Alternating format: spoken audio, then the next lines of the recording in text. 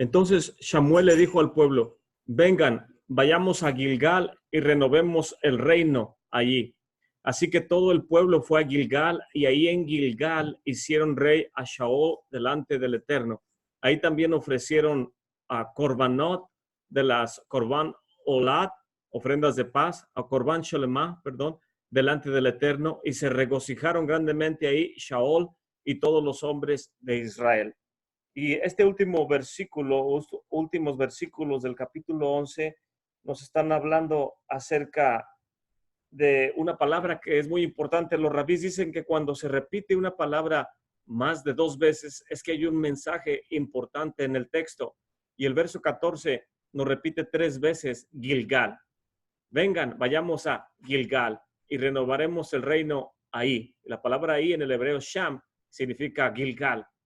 Así que todo el pueblo fue a Gilgal y Sham, allí en Gilgal, se toma por hecho que está diciendo que en Gilgal, ya lo entendimos, pero vuelve a repetirlo, de Sham, de Gilgal, y allí en Gilgal hicieron rey a Saúl delante del Eterno. Y ahí ofrecieron las Corban a Shalamá, ofrendas de paz delante del Eterno, y se regocijaron grandemente. Entonces el versículo está enfatizando la palabra Gilgal, Gilgal, Gilgal, Gilgal, y es interesante que la palabra Gilgal hace alusión a un círculo. Ahorita vamos a leer cuando en el libro de Josué y Joshua tiene que circuncidar al pueblo, y donde lo circuncida le llaman el nombre Gilgal, porque ahí el Eterno le dio vuelta al oprobio que había al pueblo de Israel. Entonces, la palabra Gilgal es muy semejante a Galil, Gilgal, Galilea, significa como un tipo círculo, circunferencia o dar vuelta a algo. Y aquí la está repitiendo constantemente. Y vengan y vayamos a Gilgal. Quiero mencionar o traducir un poco lo que viene en este comentario que hemos estado estudiando a través de estos, valga la redundancia, estudios de Primera de Samuel. Y este es el comentario de la serie de estudio del Tanaj de ArtScroll, y es el libro de Primera de Samuel. Y en la página 197, acerca de este concepto, dice, vengan y subamos o vayamos a Gilgal. Como ya lo mencionó el verso anterior, el capítulo 10, en el verso 8, voy a ir a esa cita, capítulo 10, verso 8.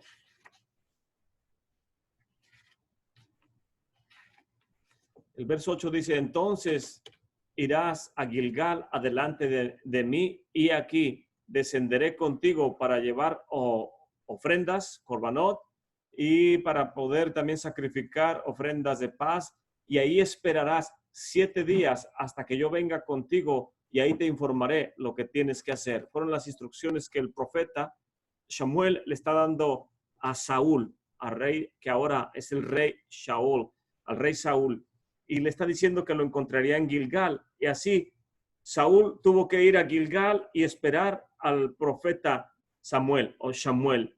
Y esta declaración en este versículo del capítulo 11, verso 14, dice el comentario aquí, esta declaración presente involucra entender que toda la gente, y no solamente Saúl, tendrían que ir a ese lugar donde toma el incidente en el cual Saúl estaba solo y se le era requerido ir a Gilgal.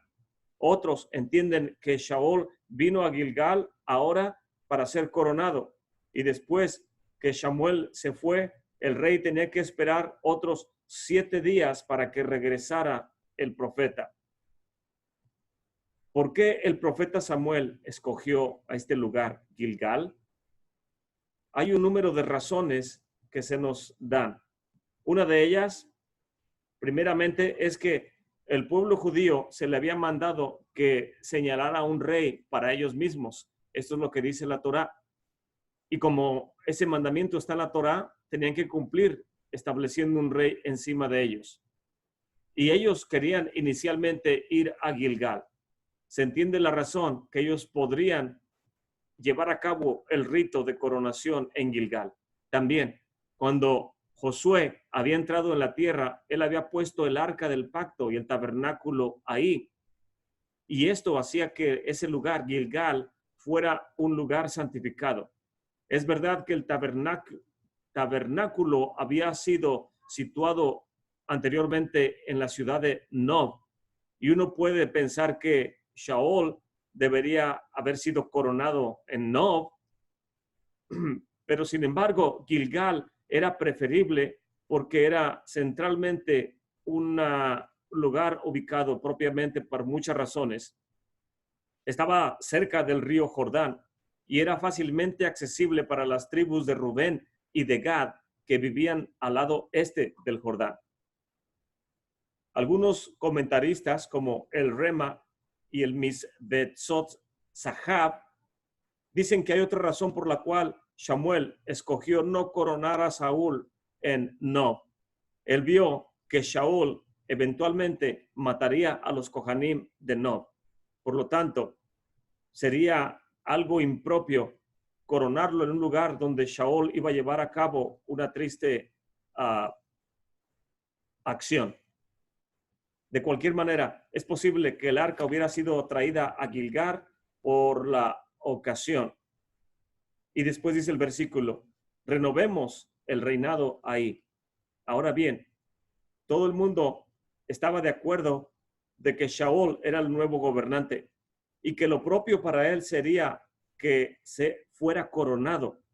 De acuerdo con el comentarista Be'er Moshe, los judíos inicialmente requerían que el que se les impusiera un rey encima de ellos tenía que tener ciertas consideraciones.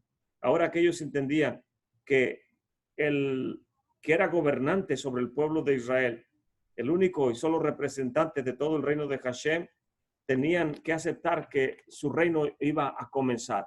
Y Shaul dijo, vayamos y establezcamos el reinado ahí. Una de las preguntas es que si Nob estaba cerca de la santa ciudad de Jerusalén y Gilgal está más alejado de Jerusalén, tengo aquí un mapa y en este mapa podemos ver que Gilgal está en la parte inferior. Ahí podemos ver el globito de color rojo. Vemos del lado derecho de la pantalla todo lo que es el río Jordán y al lado izquierdo del señalamiento rojo vemos que está Jericó. Y ahí podemos ver de esa manera que Gilgal está al lado derecho en la planicie de Jericó, lo cual es hacia el oeste de la santa ciudad de Jerusalén. Pero no era más cercano a Jerusalén. ¿Por qué querer establecer el reino en Gilgal, que es todavía una localidad más lejana? Esa es una de las preguntas. Y el verso 15 dice, ahí hicieron a Saúl rey delante de Hashem.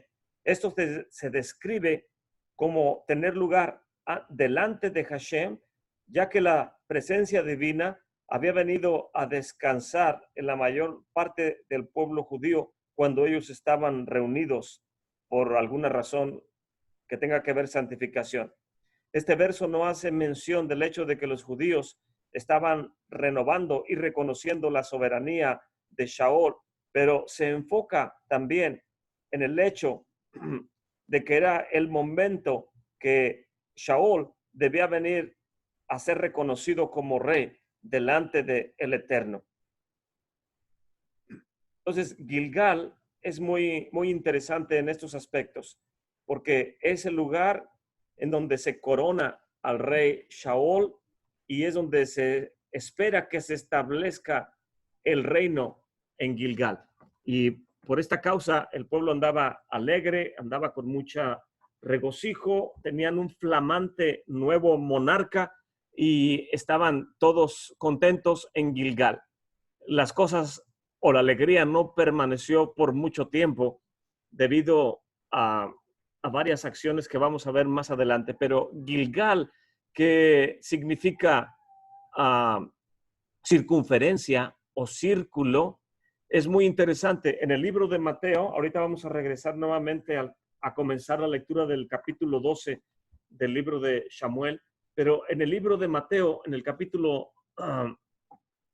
26, verso 32, si no me equivoco, viene un versículo muy interesante en el cual se le está dando instrucción a los discípulos. Sí, en el verso 32. Después que Yeshua estuvo con los discípulos antes de padecer, dice verso 30, y habiendo cantado el himno, salieron al monte de los olivos. Entonces Yeshua les dice, todos ustedes serán escandalizados de mí esta noche, porque escrito está, heriré al pastor y las ovejas de la manada serán dispersas. Verso 32, mas después de que haya resucitado, iré delante de ustedes a Galilea. La palabra Galilea es muy interesante. ¿Qué tiene que ir a hacer el Mesías a Galilea después de la resurrección? Lo lógico que sería es que dijera al maestro, mas después de que resucite, los veré en la santa ciudad de Jerusalén. Y ahí nos vamos a encontrar. La pregunta es, ¿por qué le está diciendo que los va a ver en Galilea? ¿Qué significa Galilea? ¿Qué importancia tiene Galilea en relación al establecimiento del reino de los cielos y las palabras del maestro que está diciendo, al resucitar los veré en Galilea? El libro de Mateo, a partir del capítulo 28, en el verso 7, dice, vayan pronto, perdón, está hablando en los ángeles, dice, vayan pronto y díganle a sus discípulos que Él ha resucitado de entre los muertos. Y aquí, Él va delante de ustedes a Galilea. Allí le verán. He aquí que yo os lo he dicho. Y ellas, alejándose a toda prisa del sepulcro, con temor y grande gozo, corrieron a dar las noticias a sus discípulos. Y aquí que Yeshua les salió al encuentro diciendo, salve. Y ellas acercándose abrazaron sus pies y le adoraron. Entonces Yeshua les dijo, no teman. Vayan, avísenle a mis hermanos que vayan a Galilea y allí me verán. Y mientras ellas iban, he aquí que algunos de la guardia fueron a la ciudad e informaron a los principales Kohanim de todo lo que había sucedido. Y después de reunirse con los ancianos y deliberar con ellos, dieron una grande cantidad de dinero a los soldados, diciendo, digan esto, sus talmidim vinieron de noche y robaron el cuerpo mientras nosotros dormíamos. Y si esto llega a oídos del gobernador, nosotros los convenceremos y les evitaremos dificultades. Ellos tomaron el dinero e hicieron como les había instruido. Y este dicho se divulgó extensamente entre los Yehudim hasta el día de hoy. Verso 16. Pero los 11 talmidim se fueron a Galilea, al monte que Yeshua les había señalado. Y la pregunta es, ¿cuál monte les había señalado? Y la otra pregunta es, ¿cuándo se los había señalado? Es muy importante porque el maestro ya resucitó y le está diciendo, vayan a la circunferencia. Galilea o Galil o Gilgal es sinónimo de toda la circunferencia del globo terráqueo o del total de la creación del Eterno. Y el Mesías, para él es muy importante que vayan y se encuentren con él en el círculo de la tierra o en la circunferencia o en Galilea o en Gilgal, como lo querramos entender. Pero la pregunta es, ¿cuál es el monte que él les dijo que fueran y cuándo se lo señaló en la escritura? Es muy importante que nosotros interpretemos correctamente para poder interpretar qué es lo que el Mesías está transmitiendo en el último capítulo del libro de Mateo. Dice, mas los 11 discípulos se fueron a Galilea, al monte donde Yeshua les había ordenado. Y cuando le vieron, le adoraron, mas algunos dudaban. La semana pasada que estábamos celebrando la festividad de Sukkot, estuvimos estudiando acerca de un pasaje muy interesante donde el Mesías viene y la escritura dice que 5 días después el maestro se les presentó a los talmidim. Se les presentó con Lo voy a leer en el libro de Marcos, viene en el capítulo 9. Dice, también les digo, de cierto les digo que hay algunos de los que están aquí que no probarán la muerte hasta que hayan visto el reino del Eterno que viene con potencia. 6 días después, tomó Yeshua a Pedro, a Santiago, a Jacob y a Johanan y los sacó parte solos a un monte alto y fue transfigurándose delante de ellos. Sus vestidos se volvieron resplandecientes, muy blancos como la nieve, tanto que ningún lavador en la tierra los puede hacer tan blancos. Y les apareció Eliyahu y también Moshe, que hablaban con Yeshua. Y entonces respondiendo Pedro dice a Yeshua, Moré, maestro, bien será que nos quedemos aquí y hagamos 3 sucas, uno para ti, una para Moshe y otra para Eliyahu, porque no sabía lo que estaba hablando, porque estaba espantados.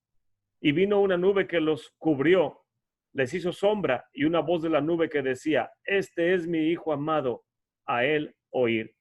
Y luego, como miraron, no vieron más a nadie, sino a Yeshua solo. Aquí, en esta narrativa, el Mesías se presenta a estos 3 talmidim y se transfigura. ¿De qué manera se transfigura? Que la Shekinah viene con potencia. El libro de Corintios, lo hemos leído en otras ocasiones, dice que la gloria que refleja el rostro de Moshe era una gloria temporal. De tal manera que Moshe permitía que se le pusiera un velo, porque él sabía que la gloria que él tenía en su rostro era perecedera, no era permanente ni estable. Mas la gloria, el mismo autor de Corintios nos dice, mas la gloria que reflejará el rostro de Mesías es una gloria eterna y permanente. El libro de Apocalipsis nos dice que la gloria que vendrá, el sol de justicia, será 7 veces mayor que el sol que hoy podemos ver con nuestros ojos, si es que alguien puede sostener la mirada al sol en este tiempo presente. Pero la gloria del Mesías es una gloria permanente y el Mesías se manifiesta a los discípulos en el monte Hermón. El monte Hermón, si lo vemos en esta gráfica, está en la parte superior, donde está más oscuro. Arriba dice monte Hermón. En la parte inferior dice Cesarea de Filipo. Y hay un pasaje de la escritura que cuando viene el maestro se le presenta en Cesarea de Filipo a los discípulos y les pregunta, ¿quién dicen los hombres que yo soy? A ver si lo encuentro, creo que es en Mateo capítulo 16, dice, verso 13, y viniendo Yeshua a las partes de Cesarea de Filipo, preguntó a sus talmidim, ¿quién dicen los hombres que es el Hijo del Hombre? Y ellos le dijeron, unos, Juan o Yohanan Hamadbil, Juan el sumergidor, otros Eliyahu, otros Jeremiyahu o algunos de los Nadaim. Y él les dice, ¿y ustedes quién dicen que yo soy? Y le responde Shimón Kefas, Pedro, tú eres el Mesías, el hijo del Elohim viviente. Y entonces respondiendo Yeshua le dice, Ashrei atá, Shimón bar Yona, bienaventurado eres tú, Shimón, hijo de Yona, porque no te lo reveló carne ni sangre, mas mi Padre que está en los cielos. Esto tomó lugar en el mismo monte que se llama el monte Hermón. El monte Hermón que está al norte de Galilea. En el monte Hermón, Yeshua está escuchando de labios de Pedro y Pedro le está diciendo, tú eres el hijo del Elohim viviente. Tú eres el Mesías de Israel. Y después cuando se transfigura delante de ellos, se escucha una voz de entre la nube que dice, este es mi hijo amado, a él escuchar en el mismo lugar, a las mismas personas. Y ahora, en el libro de Mateo, en la parte final, podemos ver que el contexto de Galilea o de establecer el reino en Galilea no le pertenecía al rey Shaul, porque él no estaba, aunque era una persona sumamente capacitada y no había nadie dentro del pueblo de Israel para poder ser rey en ese tiempo, mas sin embargo él no supo poder mantener el reinado ni establecer el reinado para el pueblo de Israel. Ahorita vamos a ver el capítulo 2 y las razones por las cuales cualquiera de nosotros hubiera fallado como el rey Shaul falló. Mas sin embargo, cuando es estableciéndose una monarquía que trae bendición a toda la humanidad, a todas las naciones, es difícil que se pueda tolerar un error como el que cometió el rey Shaul y que cualquiera de nosotros hubiera cometido. mas sin embargo se esperaba más de él, como el Mesías espera más de quienes les manifiesta su gloria, de los discípulos. Y precisamente en este monte Hermón es cuando les está diciendo a los discípulos, verso 16 del capítulo 28 de Mateo: mas los 11 discípulos se fueron a Galilea, al monte donde Yeshua les había ordenado. Es el monte Hermón. Y como le vieron, le adoraron, mas algunos dudaban. Y llegando Yeshua, les habló diciendo: toda potestad me es dada en el cielo y en la tierra.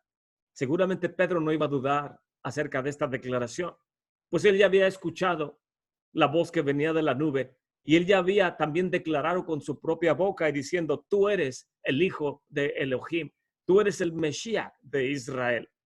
Si Pedro ya estaba familiarizado con todos estos acontecimientos y lo que significa estar en ese lugar, cuando vio al Mesías después de haber sido resucitado, viene y le adora, pero algunos dudaban. Y Yeshua les dice: toda potestad me es dada en el cielo y en la tierra. Por lo tanto, vayan y enseñen a todos los de las naciones. Purifíquenlos en el nombre del Padre, del Hijo, del Ruach HaKodesh. Enséñenles que guarden todas las cosas que yo les he mandado. Y aquí que yo estoy con ustedes todos los días hasta el fin del mundo. Al fin del mundo significa a todo lo que es la redondez de la tierra. Está hablando nuevamente de Galilea o de Gilgal.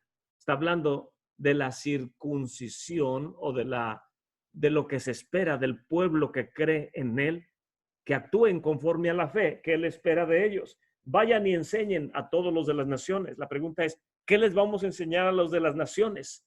¿Qué es lo que espera el Mesías que Pedro, que Yohanan, que Jacob, su hermano, vayan y enseñen, o todos los demás discípulos? ¿Qué es lo que el Mesías espera que vayan y les enseñen? No existía la teología de reemplazo, no existía la iglesia católica ni la iglesia mormona, testigos de Jehová, no existían raíces hebreas, no existían las dos casas de Israel. Todos esos conceptos doctrinales que hoy en día la gente abraza y defiende con tanto fervor, y a veces hasta discutimos unos con otros tratando de defender posturas teológicas y diciendo que conocemos la Torá, en ese tiempo no se conocían.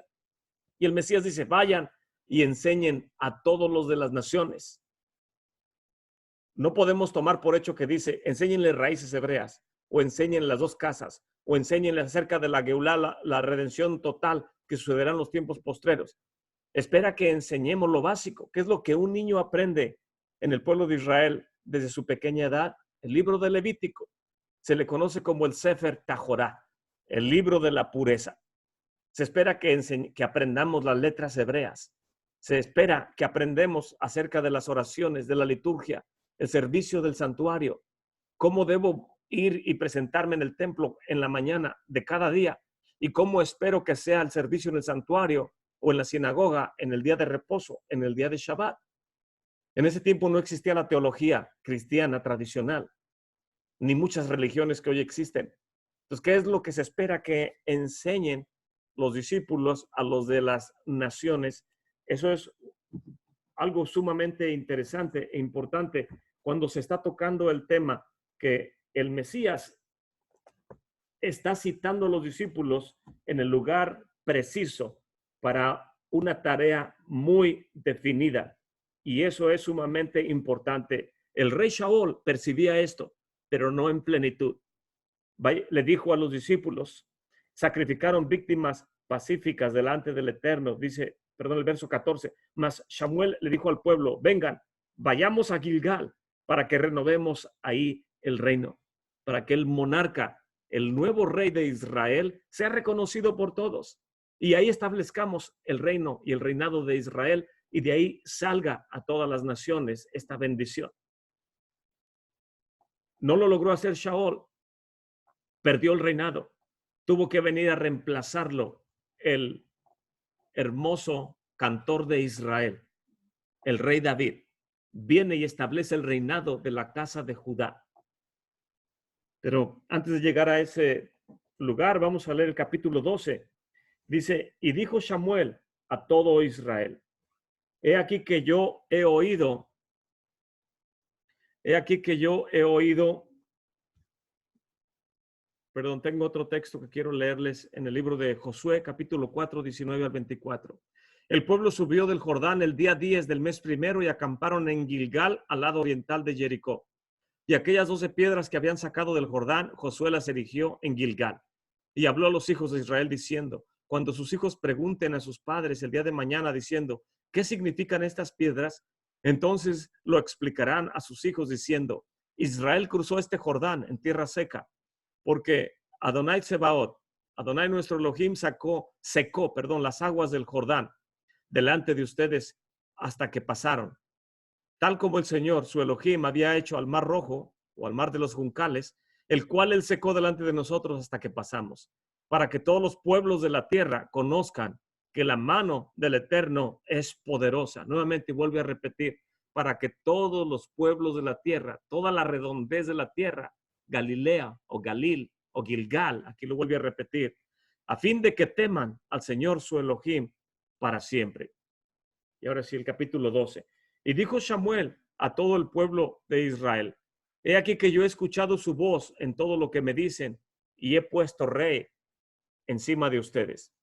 Y aquí que ahora el rey va delante de ustedes, y yo ya soy viejo y lleno de canas. Y aquí mis hijos están con ustedes y han dado delante de ustedes desde mi juventud hasta el día de hoy.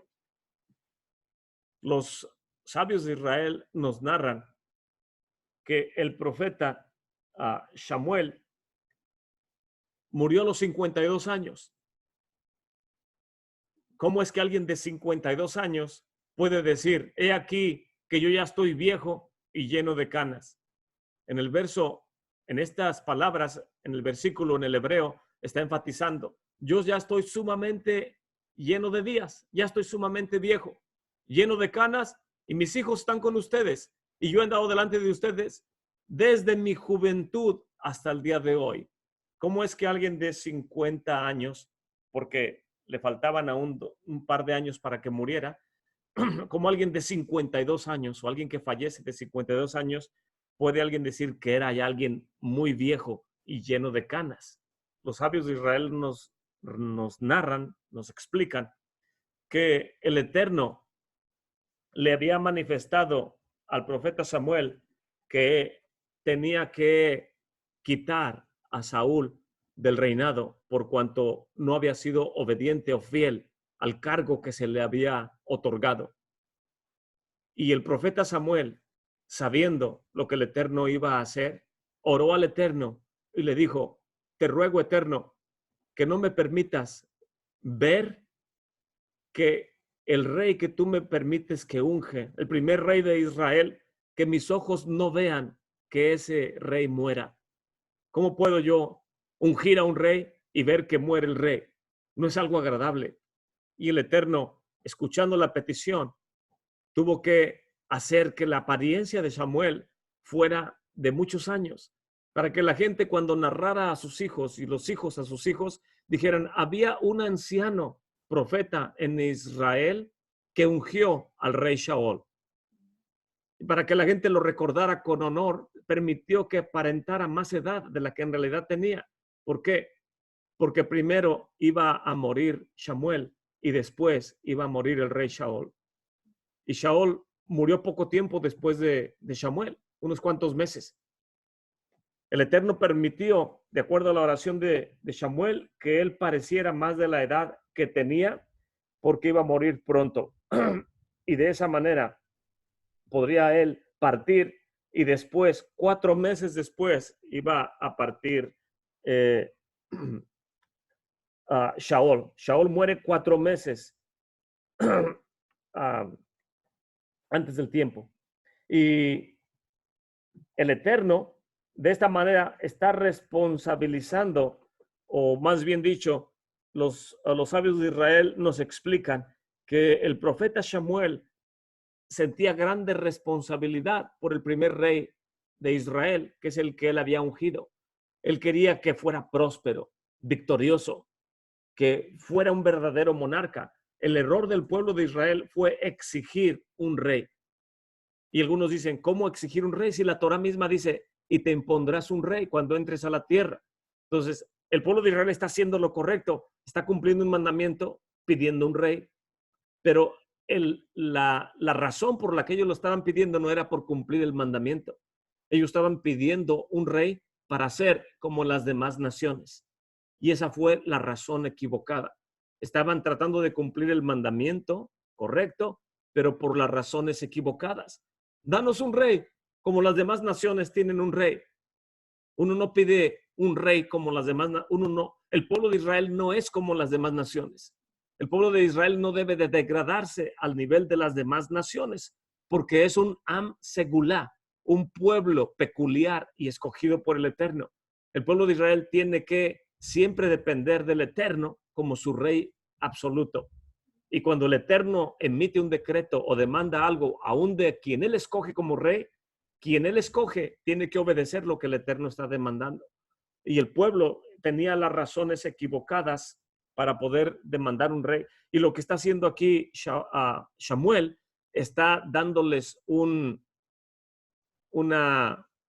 hebreo le llamamos musar. Le está llamando la atención, le está dando una reconveniencia o un regaño, como decimos secularmente. Y dice el verso 3, he aquí estoy, testifiquen contra mí delante del Señor y delante de su ungido. ¿A quién he quitado un buey? ¿A quién le he quitado un asno? ¿A quién he defraudado? ¿A quién he oprimido? ¿O de mano de quién he tomado soborno para cegar mis ojos con él? Testifiquen, y yo se los restituiré. Y ellos dijeron, tú no nos has defraudado ni oprimido, ni has tomado nada de mano de ningún hombre. Y él le respondió, el Eterno es testigo contra ustedes y su ungido es testigo en este día que nada han hallado en mi mano. Y ellos dijeron, él es testigo. Entonces Samuel dijo al pueblo, el Eterno es el que designó a Moshe y a Aarón, y él que sacó a sus padres de la tierra de Misraim. Ahora pues, preséntense para que yo argumente con ustedes delante del Eterno acerca de todos los hechos de justicia del Eterno y que él ha hecho por ustedes y por sus padres. Cuando Jacob fue a Egipto y sus padres clamaron al Eterno, el Eterno envió a Moshe y a Aarón, quienes sacaron a sus padres de Misraim y los establecieron en este lugar. Pero ellos olvidaron al Eterno su Elohim, y él los vendió en manos de Sísara, jefe del ejército de Hazor, en manos de los filisteos y en manos del rey de Moab, los cuales pelearon contra ellos. Y clamaron al Eterno y dijeron, hemos pecado porque hemos dejado al Eterno y hemos servido a los Baales y a Astarot, pero ahora líbranos de la mano de nuestros enemigos y te serviremos. Entonces el Eterno envió a Jerobaal y a Bedán, a Jefté y a Samuel. Jerobaal y Bedán son otros nombres para, se me fue el nombre, Samsón y para Gedeón, y a Jefté y a Samuel. Y los libró de la mano de sus enemigos en derredor, de manera que habitasen con seguridad. Cuando vieron que Nahash, el rey de los hijos de Amón, venía contra ustedes, me dijeron, no, sino que un rey ha de reinar sobre nosotros, aunque el Eterno, su Elohim, era su rey. Aquí vemos que ellos están pidiendo un rey porque vieron que las demás naciones tenían un rey. Ellos dijeron, nosotros no tenemos rey. ¿Qué va a ser de nosotros si no tenemos rey? Pero el Eterno, Él es el rey del pueblo de Israel.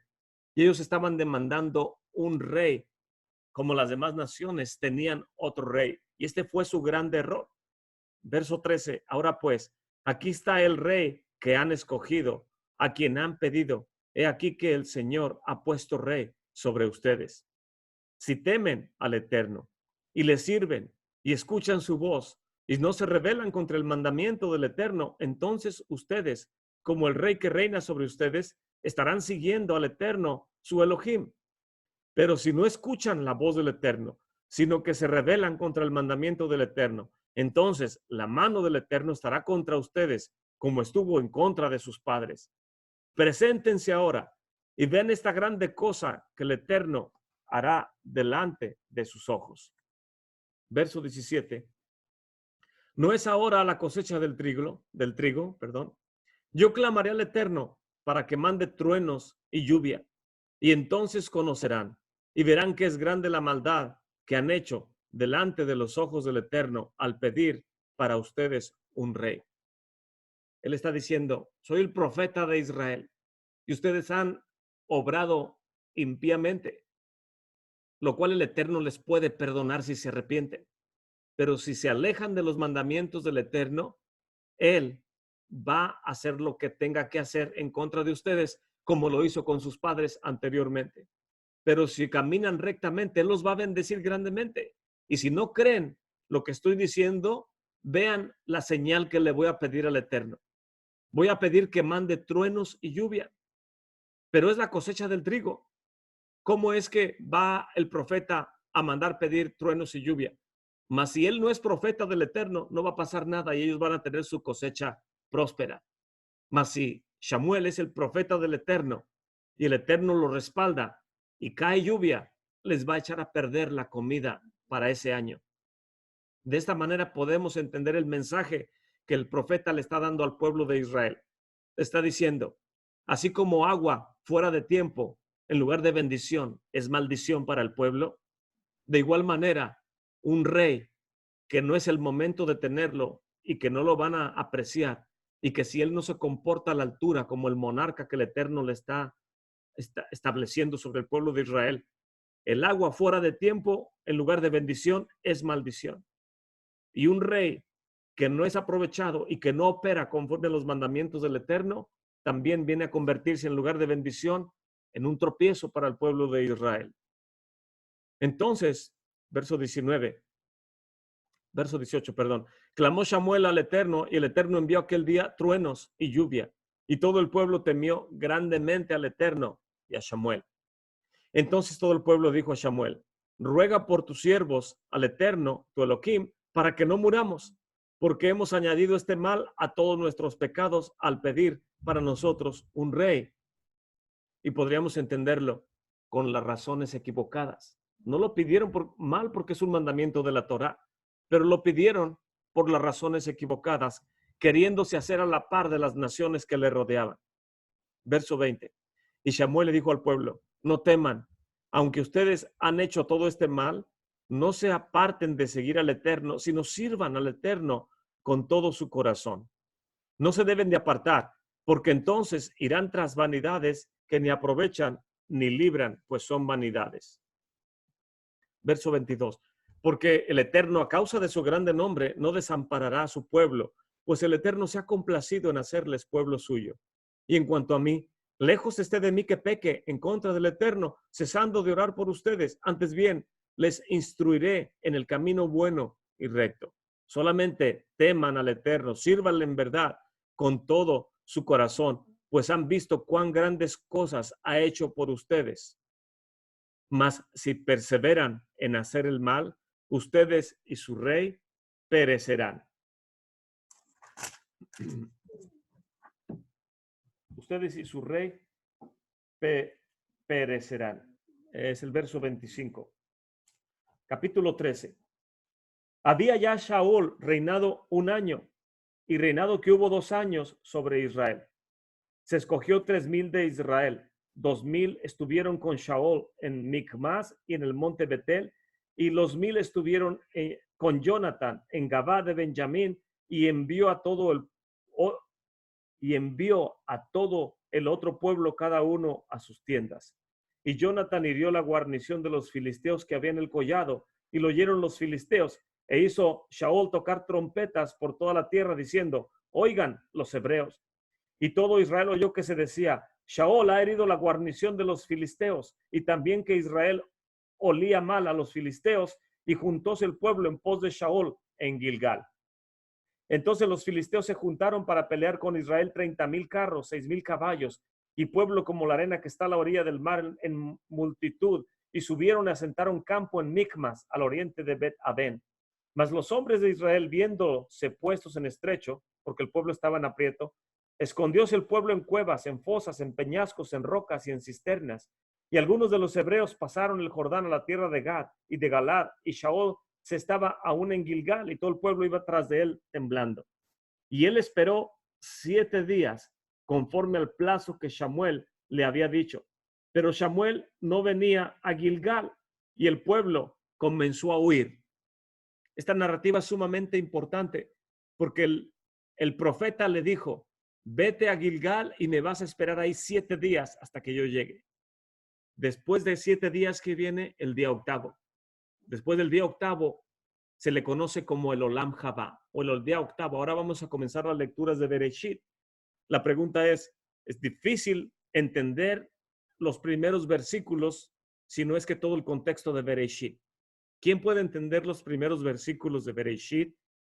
Difícilmente alguien puede entenderlo. Están llenos de secretos y de información que nuestra mente no puede captar la magnitud de la narrativa. Pero una cosa estamos seguros, que la narrativa comienza y la primera vez que dice que el Eterno creó, le llamó al primer día, no le llama primero, sino le llama Yom Echad. Y Yom Echad es un sinónimo del Olam Jabá. Un día completo.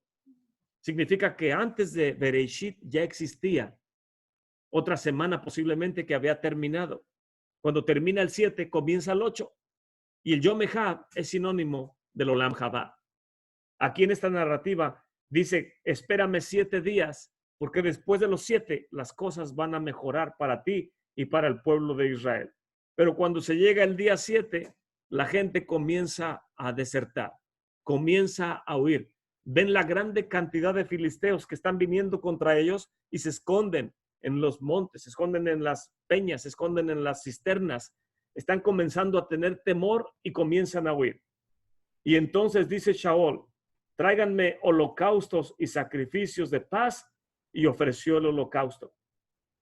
Y justamente cuando él acababa de hacer el corbán, es aquí que Samuel comienza a manifestarse. Viene Samuel viniendo y Saúl le sale a recibir para saludarle. Pregunta, ¿en la mente de Saúl existía alguna duda que él había hecho algo incorrecto? Si hubiera hecho algo incorrecto, no hubiera salido a saludarle. Mas, sin embargo, él dice, hice exactamente lo que necesitábamos hacer. El pueblo comenzaba a esparcirse y comenzaba a dejarme y comencé a hacer los holocaustos, como tú dijiste que haríamos aquí. Ya lo hice. Él en su mente cree que está haciendo lo correcto, pero en la mente del profeta y de acuerdo a los mandamientos del Eterno, hizo lo incorrecto. Es necesario que quien te da las instrucciones y quien delante de quien el Eterno está poniendo como líder, en este caso el profeta, quien unge al rey de Israel, es necesario que se le honre el respeto y la honra que el Eterno le dio al profeta para poder ungir a Israel, al rey de Israel. Este es todo el inicio de la narrativa de Primera de Samuel, que no puede haber rey en Israel a menos que nazca un profeta que va a ungir al rey de Israel. Y para este momento nació el profeta, para poder ungir al primer rey, pero para asegurarse que el rey obedece las instrucciones del Eterno, bendito sea su nombre. Y cuando ve que el profeta viene caminando, Saúl le sale al encuentro y le comienza a narrar lo que está sucediendo. Lo saluda, verso 11. Entonces Samuel dice, ¿qué has hecho? Seguramente esta pregunta le cayó como un balde frío a la persona de Saúl. ¿Qué has hecho? Y Saúl responde, porque vi que el pueblo se me iba y tú no venías al plazo de los 7 días y los filisteos ya estaban en Micmas. Me dije, los filisteos descenderán ahora contra mí a Gilgal y yo no he implorado el favor del Eterno. Me esforcé pues y ofrecí el corbán. Y Samuel le dice a Saúl, locamente has actuado. No guardaste el misbot que el Eterno, tu Elohim, que él te había intimado, porque ahora el Eterno, hasta este momento, el Eterno hubiera confirmado tu reino sobre Israel para siempre. Mas locamente has actuado. Ahora tu reino no será permanente. El Eterno se ha buscado un varón conforme a su corazón, al cual el Eterno ha mandado que sea capitán sobre su pueblo, por cuanto tú no has guardado lo que el Eterno te ha mandado. Y se levantó Samuel, subió de Gilgal a Gabá de Benjamín, y Saúl contó la gente que se hallaba con él, eran solamente 600 hombres. Shaol, pues, y Jonathan su hijo, y el pueblo que con ellos se hallaba, se quedaron en Gabá de Benjamín, mas los filisteos habían puesto su campo en Michmas.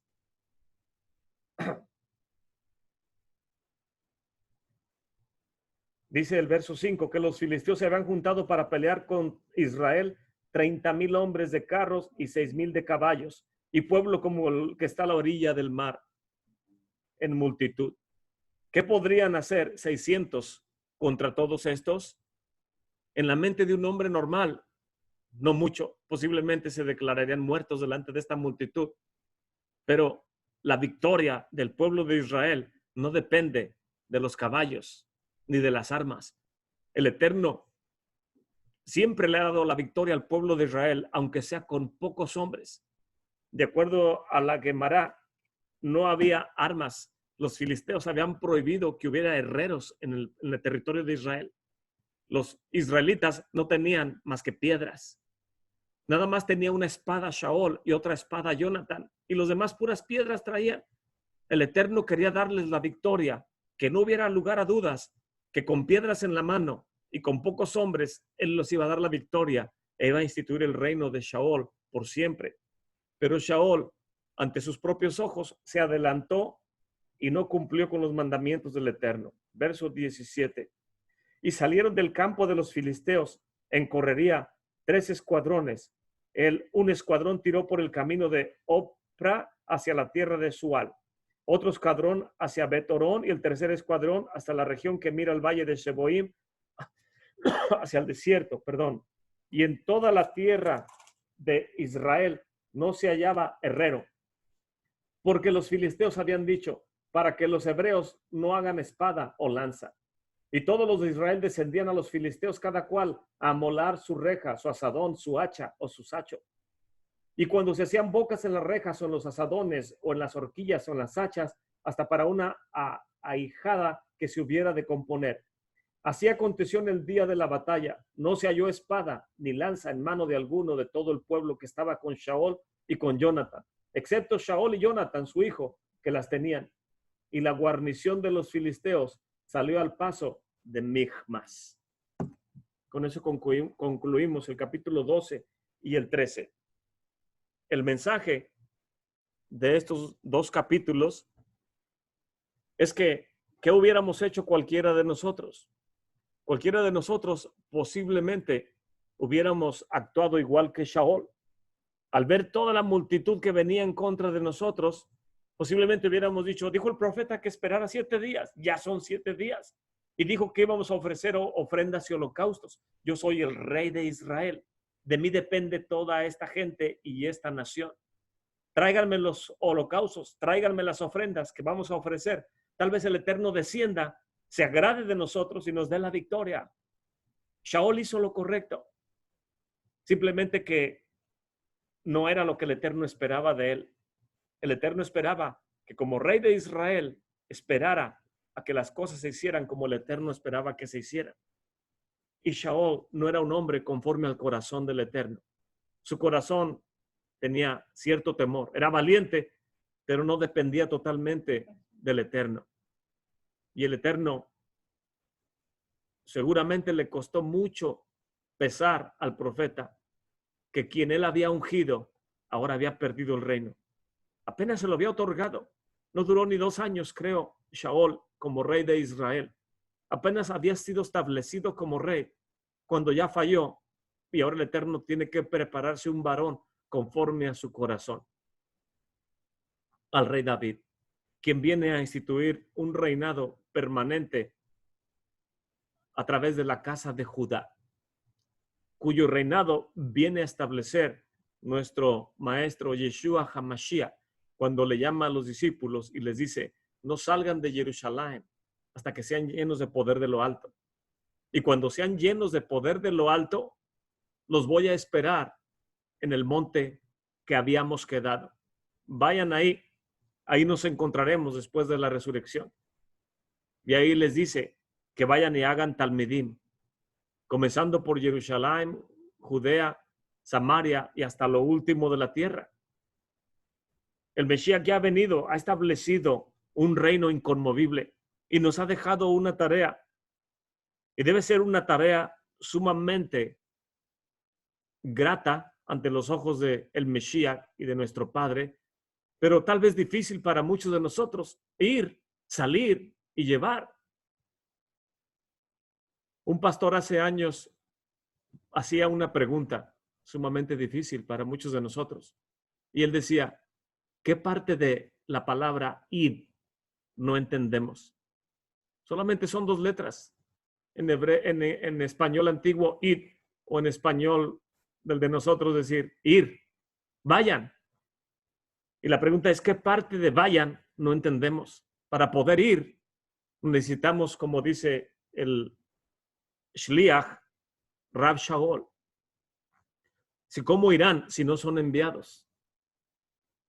Como está escrito, mirad cuán hermosos son los pies, Manabu, cuán hermosos son los pies de los que anuncian las buenas nuevas de paz. ¿Qué necesitamos para poder ir y anunciar las buenas nuevas de paz? Al menos creer que Yeshua HaMashiach es el enviado del Padre, como Pedro declara, y que no hay otro nombre debajo del cielo dado a los hombres en el cual podamos ser salvos.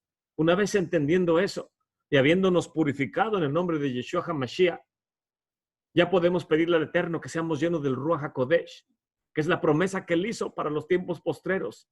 Dice, derramaré de mi Ruach sobre toda carne. Y si una vez que por la fe, si hemos tenido fe para creer que Yeshua es el enviado del Padre, debemos tener la misma fe para entender que él nos da de su Ruach HaKodesh.